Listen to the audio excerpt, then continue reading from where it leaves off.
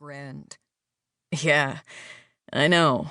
But she's paying hourly, plus mileage, so we're not losing anything on the estimate.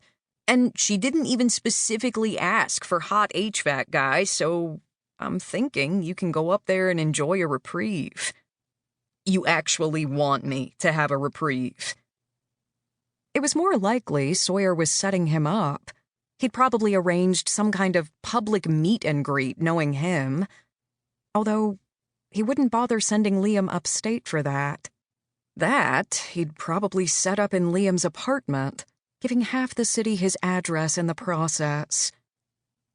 No, Sawyer said, utterly serious, which in itself was suspicious because he was hardly ever serious, at least off a job. I want to be able to say you've left the city so the phone will stop ringing booty calls and give me some peace while I have office duty. Huh.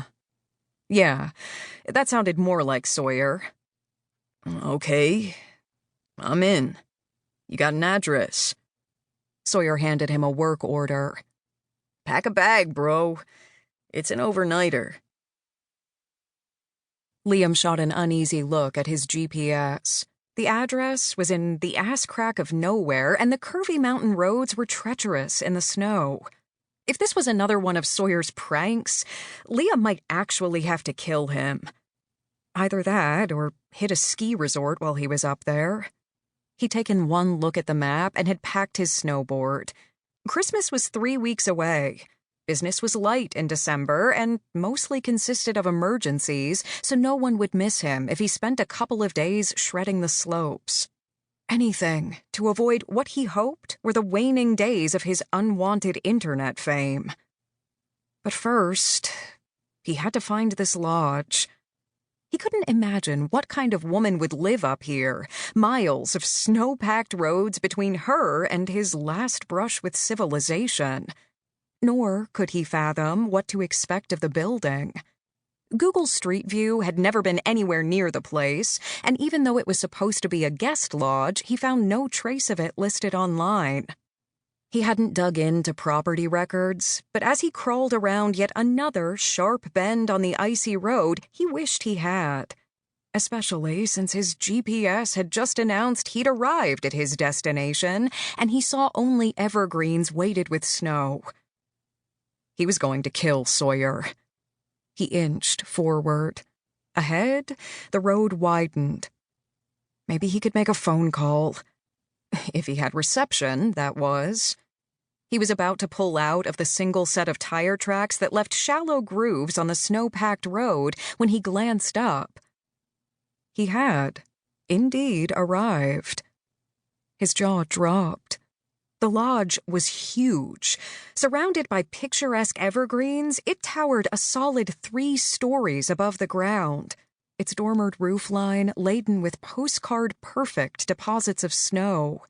Stone accent walls gave an almost out-of-place modern edge, but he had a feeling that stone predated the recent craftsman trends in architecture. Huge windows crept to the eaves, but no light spilled through. Standing tall in the shade cast by evergreens, the lodge was dark and a little lonely, but he could easily see the potential for the place.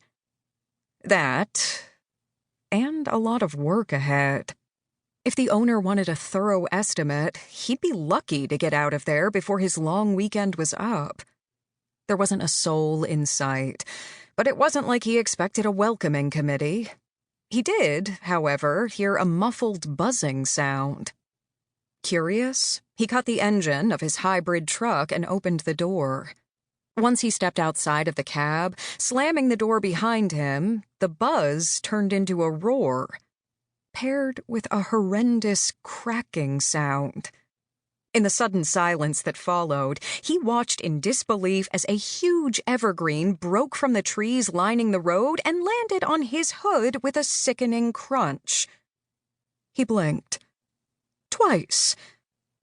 There was still a tree on his brand-new truck. "Oh my gosh! Are you okay?" He pivoted, dazed, in the direction of the voice to find a woman standing in the gap left in the row of trees that were still